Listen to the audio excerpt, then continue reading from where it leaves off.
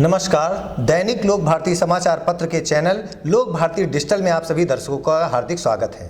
जैसा कि हमारी चुनावी चर्चा अलग अलग विधानसभा क्षेत्रों में चल रही है, तो आज हम लोग आए किदवई नगर विधानसभा में। ये किदवई नगर विधानसभा और गोविंद नगर विधानसभा दोनों विधानसभाएं अगल बगल मिली हुई हैं दोनों। तो इसमें हमारी मुलाकात आज हुई है नवीन पंडित जी से, जो लगभग 4 बार से पार्षद पद पे विराजमान है। साथ में वो भारतीय जनता पार्टी से पार्षदी भी लड़ चुके हैं। तो सबसे पहले मैं उनका स्वागत करूंगा हमारे चैनल में। स्वागत है। नमस्कार। लोक भारती चैनल देख रहे सभी माताओं बहनों बुजुर्गों के चरणों में मस्तक नमन करता हूं और लोक भारती परिवार को ढेर सारी शुभकामनाएं देता हूं। तो बहुत बहुत धन्यवाद नवीन पंडित जी। तो आपकी विधानसभा का क्या हाल है? क्या जनता देखिए हमारी विधानसभा किदवई नगर विधानसभा क्षेत्र, अगर उत्तर प्रदेश में एक विधानसभा अगर हम जीतते हैं अगर, तो किदवई नगर विधानसभा क्षेत्र का नाम आता है। ये हिंदू बहुमल विधानसभा है और ये भारतीय जनता पार्टी का परचम इस विधानसभा में है। वोट यहाँ के मतदाता जो हैं मोदी जी को, योगी जी को देते हैं, नवीन पंडित को नहीं देते हैं। जो अभी देख रहे हैं हम लोग सर्वे में देख रहे हैं कि मतलब जनता बहुत प्रसन्न नहीं है। और ब्राह्मण बाहुल्य क्षेत्र, आप भी एक ब्राह्मण हैं, तो ब्राह्मण बाहुल्य क्षेत्र होने के कारण जनता मतलब पूरी तरह बढ़ गई है। तो आप क्या बता रहे हैं? मैं ये बता रहा हूँ कि मैंने आपसे पहले भी कहा कि इस विधानसभा क्षेत्र से 4 बार पंडित बालचंद्र मिश्र विधायक रहे और बालचंद्र मिश्र जी उस समय, जब आज ये जो आपकी किदवई नगर विधानसभा क्षेत्र है, उस समय गोविंद नगर विधानसभा क्षेत्र होता था। इसको काटकर 4 विधानसभा बनाई गई। गोविंद नगर का हिस्सा कटा, कुछ छावनी में गया, बाबूपुरवा बहरा, नयापुरवा, ढकनापुरवा बहरा छावनी में भेजा गया, यशोदा नगर बहरा महाराजपुर में भेजा गया। गोविंद नगर क्षेत्र में दादानगर, कच्ची बस्ती, रतनलाल नगर, दबोली, बर्रा, टट्टा टोपो नगर, अम्बेडकर नगर, पनकी हिस्सा वाला काटकर इसको गोविंद नगर में दिया गया। कुछ हिस्सा काटकर हमारा पनकी का साइड उधर काट के कल्याणपुर में दिया गया, महाराजपुर में दिया गया। तो इस प्रकार से इस विधानसभा की 4 विधानसभाएं हुई और हमारे विधायक महेश त्रिवेदी जो बेचारे कर पाए, उन्होंने करने का प्रयास किया, उन्होंने ईमानदारी के साथ प्रयास किया। मैं आज आपको चैलेंज के साथ आपके लोक भारती के माध्यम से मैं कहना चाहता हूं कि हमारे विधायक ने कम से कम 350 लोगों को मुख्यमंत्री राहत कोष से इलाज के लिए पैसा दिलाने का काम किया। ये उत्तर प्रदेश में हमारा विधायक ने हमारा पहला काम किया है। किसी दूसरे विधायक ने इस प्रकार का कार्य नहीं कराया। हमारे ही अन्य दलों के विधायकों ने इस कार्य को नहीं किया। इस नंबर में महेश त्रिवेदी नंबर 1 आए। सुरेंद्र मैथानी जी ने भी किया और भी हमारे विधायकों ने किया, हमारे महाना जी ने किया, हर लोगों ने किया। लेकिन महेश त्रिवेदी जी ने इसमें दिलचस्पी लेकर कार्य कराया। महेश त्रिवेदी जी के घर पे कोई गया तो महेश त्रिवेदी जी ने अगर उसकी बात को समझा कि ये जनून आदमी है, तो उन्होंने प्रमुख सचिव उत्तर प्रदेश शासन को फोन मिलाकर उसका काम कराने का प्रयास किया। लेकिन वो चूंकि 2 साल जो कोरोना का पीरियड आया, उसमें बजट का थोड़ा सा अभाव आया और हम साउथ में हैं।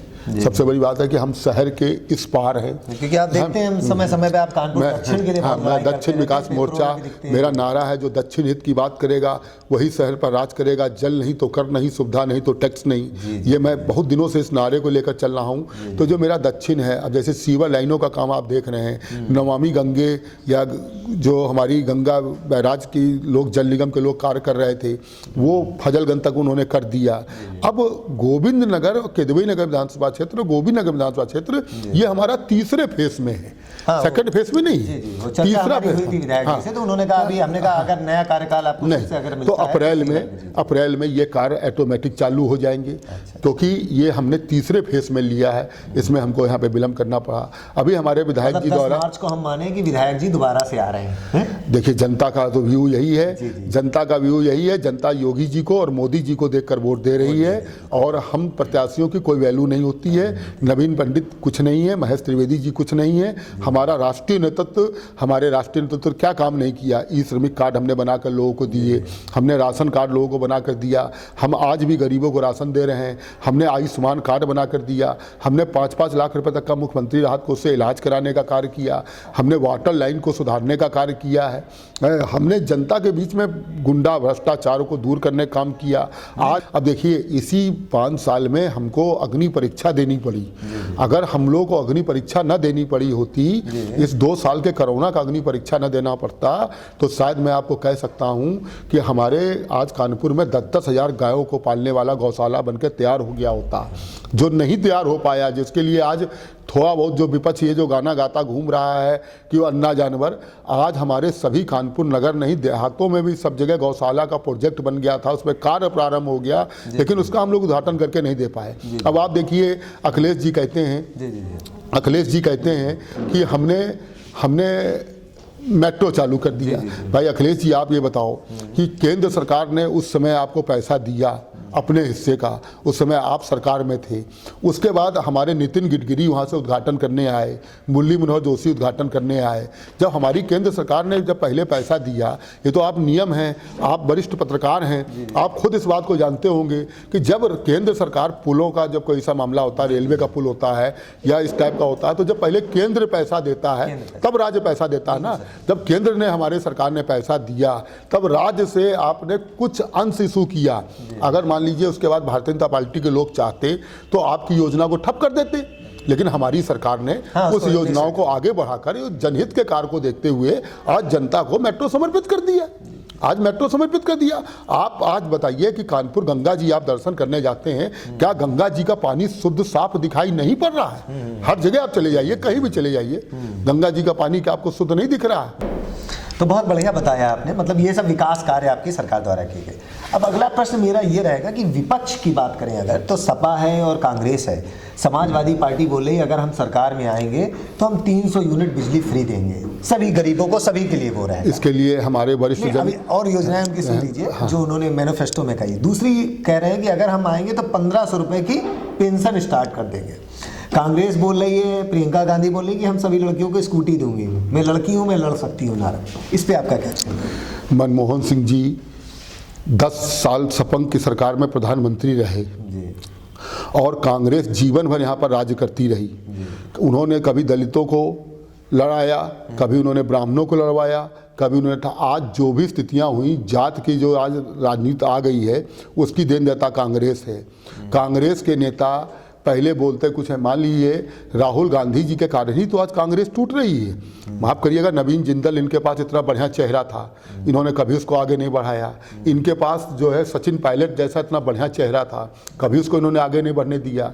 ज्योतिरादित्य सिंधिया जैसा चेहरा इनके पास था, जितिन प्रसाद जैसा इनके पास चेहरा था, इन लोगों ने कभी उन लोगों को चेहरों को आगे नहीं बढ़ने दिया। इन्होंने उन्हीं को आगे बढ़ाया जो सोनिया मैम और राहुल गांधी के यश करते रहे। आज परिवारवाद एक छोटी सी बात करूंगा, जिस बात के लिए उस समय भारतीय जनता पार्टी के जिस सांसद को आज उन्होंने कांग्रेस का प्रदेश अध्यक्ष बनाया है पंजाब का, पप्पू, उन्होंने ही कहा था। नवजीत सिंह सिद्धू ने ही कहा था ना, नवजोत सिंह सिद्धू ने कि पप्पू है राहुल गांधी। तो पप्पू को पप्पू बनाने वाला उनका आदमी है, हमारे आदमी ने तो नहीं कहा, उनको उनके आदमी ने कहा। दूसरी बात रही सपा की, तो कभी भी सपा ने जनता के बीच में सिद्धांतिक राजनीति नहीं करी है। अखिलेश जी बतावे कि 5 साल के कार्यकाल में अपने किसी जन्मदिन में अगर या किसी महोत्सव में अगर उन्होंने मथुरा वृंदावन के जाके दर्शन किए हों, श्री कृष्ण राधा कृष्ण यदुवंशी समाज के सब कुछ हैं और यदुवंशी समाज 99% इस बात को मानता है और जन्माष्टमी बड़े धूमधाम से करता है, लेकिन अखिलेश जी की इस बात को नहीं मानता है। अखिलेश जी चूँकि किसी दूसरे की पूजा करते हैं। आप ये बताइए कि कभी भी जन्माष्टमी, अखिलेश यादव जी आप 5 साल आप सम्मानित पत्रकार बंधुओं से मैं निवेदन करूंगा कि मैं तो मेरी तो स्तर नहीं है, लेकिन आपसे कभी अगर मौका हो तो अखिलेश जी से पूछिएगा कि 5 साल आपने मुख्यमंत्री आवास में रोजा अफ्तार किया और टनों मुर्गे बनवाए, टनों बिरयानी बनवाई, लोग खाते थे और घर ले जाते थे। लखनऊ वालों को कहना ही होता था, अरे आज तो अखिलेश का आज वो रोजा अफ्तार है, आज घर में खाना नहीं बनेगा, आज वहीं से पैकेट होकर आएगा। कभी आपने जन्माष्टमी में वहाँ पर धनिया वाला प्रसाद या हुंडे में कभी आपने चंद्रामत वहाँ बंटवाया? कभी आप वहाँ पे कृष्ण भगवान के दर्शन करने गए? आप नहीं गए। आज आपके परिवार में विघटन हो गया है। नेताजी खामोश हैं। नेताजी खामोश इसलिए हैं कि नेताजी की कोई सुन नहीं रहा है। आज अपर्णा यादव के लिए उन्होंने कहा कि नेताजी ने बहुत मनाया कि वो भाजपा में ना जाए। और उसी ही अपर्णा यादव जी ने 2 दिन के बाद लखनऊ पहुंचकर नेताजी का आशीर्वाद लिया और नेताजी ने उसके सर पर हाथ धरा। आज जिस प्रमोद गुप्ता एलएस को उन्होंने औरैया वाले प्रमोद गुप्ता एलएस को आज उन्होंने दूध में मक्खी तरह निकाल के फेंका है। मैं उन एलएस गुप्ता की बात आपको बता रहा हूँ, प्रमोद गुप्ता जी की। मेरे उनसे व्यक्तिगत अच्छे संबंध हैं। जब वो सपा में भी थे तब भी मेरे उनसे अच्छे संबंध थे। तो मेरे पास आते थे, वो मुझसे बताते थे कि नवीन, उस दौरान में मैं लमरेटा स्कूटर से, मेरे पास लमरेटा स्कूटर होती थी और उस लमरेटा स्कूटर पे मैं आगे एक दरी और एक माइक भोपू लेकर मैं घर से निकलता था और 2 ईंटा रखता था। तो मैंने, भैया 2 ईंटा काहे के लिए रखते थे? बोले मुलायम सिंह जी चूंकि नाटे होते थे तो मुलायम सिंह जी को लमरेटा में बैठने में दिक्कत होती थी, तो वो ईंटा लगाकर मुलायम सिंह जी मेरे स्कूटर में बैठते थे और वो स्कूल में पीरियड लेते थे। और उस दौरान में दरी अड़ी बिछाकर माइक आइक सजाकर मैं तैयार रखता था और मुलायम सिंह जब स्कूल से बाहर निकलते थे तब मैं भाषण देते थे। उसके बाद वो चाय पीते थे और अन्य लोगों से बात करते थे। तब तक मैं दरी अड़ी समेट कर मैं फिर उसके बाद अगले प्रोग्राम की तैयारी करता था। मतलब आप ये अंदाज़ा लगाइए कि उस एलएस गुप्ता ने कितना संघर्ष किया कि मुलायम सिंह यादव को लमरेटा स्कूटर में बैठाकर 2 ईंटे पे, उनको पैर नाटे होने के कारण वो पैर नहीं रख पाते थे तो 2 ईंटें लेकर चलते थे। उस एलएस गुप्ता को आपने पल दूध मक्की तरह से निकाल के फेंक दिया। आप समझिए, मुलायम सिंह यादव के जो बहुत करीबी लोग थे आपने उनको निगलेक्ट कर दिया। आप कह रहे थे मैं नया समाजवाद बनाऊंगा। नया समाजवाद का मतलब क्या? आप जितने युवा, जितने टेंडरी वाले थे उनको आप लेकर आप एक नया खेल खेलना चाह रहे थे। आप लोग कुल मिलाकर भारतीय जनता पार्टी ने क्या बिगाड़ा है? आप बताइए, अगर आज आतंकवादी इस गोविंद नगर में आकर बम फेंकेगा तो वो बम ये तो नहीं असर करेगा कि ये हिंदू है, ये मुसलमान है, ये सरदार है, ये पंजाबी है। वो तो सब पे हमला करेगा ना। तो आप बताइए कि जो पानी हम पीते हैं वो पानी वो भी पीते हैं। जिस बैंक का करेंसी आप यूज करते हैं उस बैंक का करेंसी वो यूज करते हैं। जो राशन आप खाते हैं वो राशन हम खाते हैं। आप सरकारी अस्पताल में दवाई लेने नहीं जाते हैं, वो लाइन लगा के दवाई लेते हैं। कोई विरोध नहीं है, दवाई सरकार की है, दवाई दे रही है, राशन हमको भी मिल रहा है, राशन उनको भी मिल रहा है। सब्जी जो वो खा रहे हैं वो सब्जी आप खा रहे हैं, हम खा रहे हैं। जिस विद्यालय में हमारे बच्चे पढ़ रहे हैं उस विद्यालय में उनके बच्चे पढ़ रहे हैं। जिस गाय की माता को हम गाय माता कहते हैं, आपका कुरान कहता है कि गाय में शिफा है, गाय में शिफा है। मतलब गाय को आपने भी माना है। उसके बाद फिर राजनीति के लिए, वोटों के लिए इस प्रकार की धर्म को बदनाम करना, धर्म के राजनीति पर लेकर उड़ाना, ये गलत बात है। आप कहते हैं जिन्ना, अरे मैं तो कहता हूं कि अगर नेहरू जी अगर तसल्ली कर गए होते तो भारत पाकिस्तान में बंटवारा होता। जब सबको मालूम था कि जिन्ना जी को ब्लड कैंसर है और वो 2 महीने के मेहमान हैं, तो क्यों नहीं नेहरू जी कार्यवाहक प्रधानमंत्री बन गए थे? और उस समय जब वो एक्सपायर हो जाते तो भी प्रधानमंत्री बन जाते तो देश भारत पाकिस्तान का बंटवारा ना होता है। आप बताइए, जिस मोहम्मद साद ने दिल्ली में 2200 मौलानाओं को लेकर वहाँ पर पूरा कोरोना फैलाया, आज उसके खिलाफ सऊदी अरब में उसके संस्थान को आतंकवादी संस्था घोषित कर दिया गया। ये हमारे ही तो इंडिया है ना कि 2 साल आज होने को आ गया है, हमने मोहम्मद साद के बारे में पता नहीं कराया कि मोहम्मद साद कहाँ है, जिसने कोरोना जैसी बीमारी को फैलाने का कार्य किया था। वो आज कहाँ है? आज नहीं है हमारे बीच में। लेकिन सऊदी अरब ने, मुस्लिम देश ने आज किया। आज ही मेरे पास कुछ सज्जन आए, वो हमारे गोविंद नगर के लोग थे। बोले नवीन भैया बताइए, आप ये कह रहे हैं इस अफगानिस्तान को बताइए गेहूं भेजने की क्या जरूरत है? वो लोग हम लोग को गाली दे रहे थे, हम लोग को मार रहे थे, हमारे गुरु ग्रंथ खतरे में थे, मोदी जी ने वहाँ से गुरु ग्रंथ जी को निकलवाया है और आज हम लोग वहाँ पे गेहूं भेज रहे हैं। हमने उनसे कहा कि देखिए, देश की कुछ नीतियाँ होती हैं, संधि होती है, उसके तहत उन्होंने भेजा भाजा होगा, बाकी ऐसा कहीं कुछ नहीं। बोले नहीं बताइए। हमने कहा इंसान तो वो भी हैं यार, कोई भूखे मर रहा, भूखे को बचाना ये सबसे बड़ा धर्म है। भूखे को खाना, प्यासे को पानी। हम लोग जब अमरनाथ यात्रा जाते हैं तो हम लोग नारा लगाते हैं वहाँ पे, भूखे को खाना, प्यासे को पानी, जय बाबा अमरनाथ बर्फानी है। और कितनी संस्थाएं वहाँ पर सेवा करती रहती हैं, आपको मिलती हैं। लेकिन उसमें क्या कोई जात पूछना होता है कि आप ठाकुर हैं, कि आप यादव हैं, कि आप मुसलमान हैं, कि आप पंडित हैं, कि आप क्रिश्चियन हैं? मैं सभी धर्मों का आदर करता हूँ। मैं कहीं निकलता हूँ, मुझे कहीं मजार दिख जाती तो मैं वहाँ भी हाथ जोड़ लेता हूँ। अगर मैं कहीं जा रहा हूँ, मुझे चर्च मिल जाता तो मैं वहाँ भी प्लेस द लॉर्ड कर लेता हूँ। कहीं अगर मुझे गुरुद्वारा मिल जाता तो वाहे गुरु जी खालसा, वाहे गुरु जी फतेह, मैं वहाँ भी गुरुदेव के शीश नुका। बहुत बढ़िया आप बता रहे हैं। अब संदेश क्या देंगे विधानसभा की जनता को? जैसे कि आपने बताया, देखिए राजनीति ना करनी चाहिए। जिस दिन इस भारत के मुस्लिम बंधु अगर भारतीय जनता पार्टी में आने का काम करना चालू कर देंगे, उस दिन यहाँ से हिंदू हटकर दूसरी जगहों पे जाना चालू कर देगा। लेकिन जब तक वो 100 की तादाद में भारतीय जनता पार्टी में आकर यहाँ पर नहीं आएंगे, तब तक हम लोग भी भारतीय जनता पार्टी को लड़ा रहे हैं और लड़ाते रहेंगे और भारतीय जनता पार्टी की सरकार बनाएंगे। देखिए, महंगाई भ्रष्टाचार हमारे ऊपर आरोप लगा रहे हैं।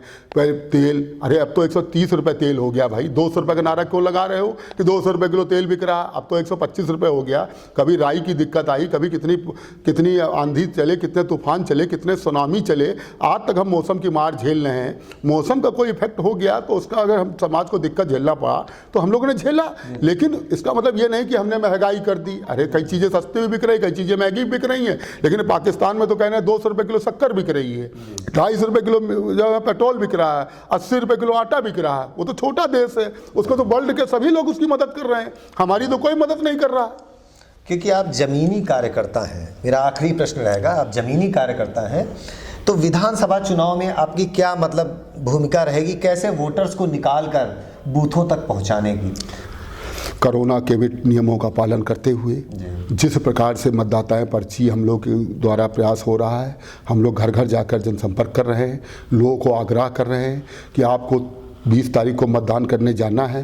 प्रयास करिए कि आप लोग मास्क लगा के घर से सैनिटाइज होकर आप निकलें और मतदान केंद्र पे कहीं रुकने की ज़रूरत नहीं है। आपके पास पर्ची होगी, आप पोलिंग अपने बूथ पे जाइए और वोट डाल के अपना बाहर सीधा घर आ जाइए। जब आप वोट डालने जाएंगे तो वहाँ पर बैलेट मशीन होगी और आप होंगे, तीसरा वहाँ कोई नहीं होगी, तीसरा भगवान होगा, आपकी आत्मा होगी। अपने आत्मा की आवाज़ जो आपको कहे आप उसको वोट कराइए। और मैंने भी इस विधानसभा में गली गली का मुआयना किया है।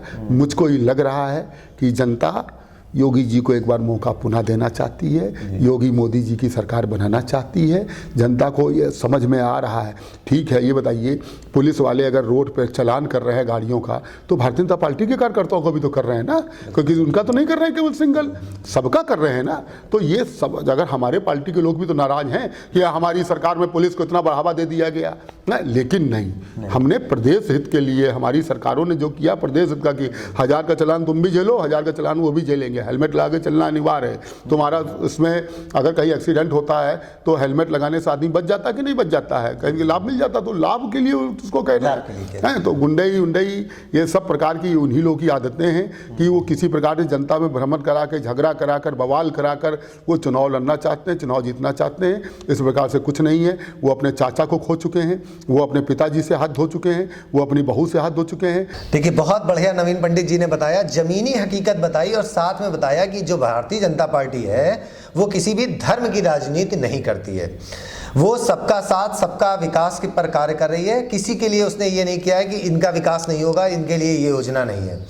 तो इनका कहना है कि दोबारा से गोविंद नगर विधानसभा हो या किसवई नगर विधानसभा, दोनों विधानसभाओं में भारतीय जनता पार्टी के विधायक जो हैं वो पूर्ण बहुमत से अपनी सरकार बनाएंगे। बहुत बहुत धन्यवाद आपका हमारे चैनल पे आने के लिए। बहुत